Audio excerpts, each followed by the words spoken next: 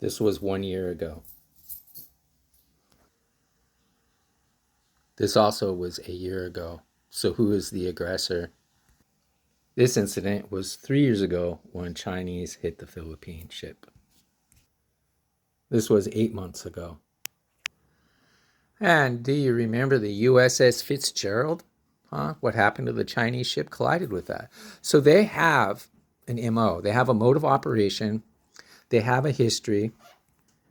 So thank you for bearing with me. I'm getting to the conclusion of my point. So approximately 6 months ago in the Sea of Aden, a merchant ship from China or a tanker or whatever, a Chinese vessel was struck in the Red Sea of Aden, in the Sea of Aden, right?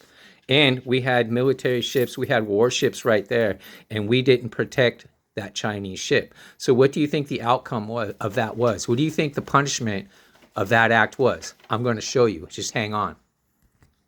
Well, what do you think the punishment was? Who owned that ship that ran into the Francis Scott Key Bridge, huh? Right? They were so mad that we didn't shoot down the missiles to protect their ship in the Sea of Aden. And I wanted to say this right away, but everything gets banned or shadow banned. So I always wait on critical topics like this so they don't just automatically censor it. It's pretty obvious what's gone on. And this happened yesterday, right? August 31st of 2024, this happened. And there's something that just happened today. So the Francis Scott Key Bridge was deliberately taken out as a punishment for what? For us allowing the ship to be hit in the Sea of Aden. Yeah, the old man let them fly a balloon right over our country.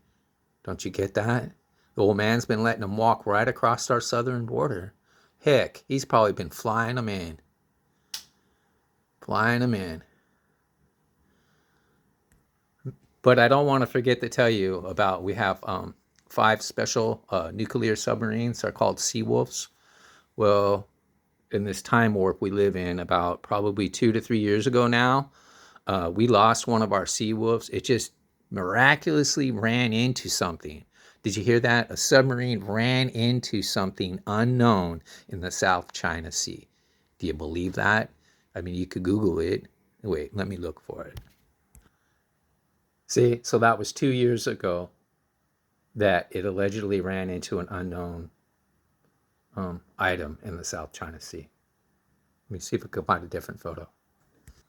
See, U.S. submarine commanders fired after South China Sea crash. So they've been allowed to fly balloons over our country. We have all these train derailments. We have all these factories that catch on fire.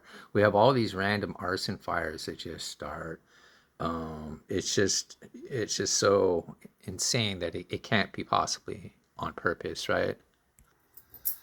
Do you remember about 8 years ago, Obama told us all that we had better learn Mandarin? Right? Do you remember that? Because I remember that. That's the only time I listened to him, except I didn't learn Mandarin. But he said to get food and water. I did listen to that, right? And just so you know, the Hells Angels wouldn't have to drive to Aurora, Colorado, okay? They already have like a headquarters in Colorado. I mean, anything you could see with the Void, what was it, 4 years ago, 13 Hells Angels were arrested for all kinds of random charges, right? And so they took that gang out, and then what happened?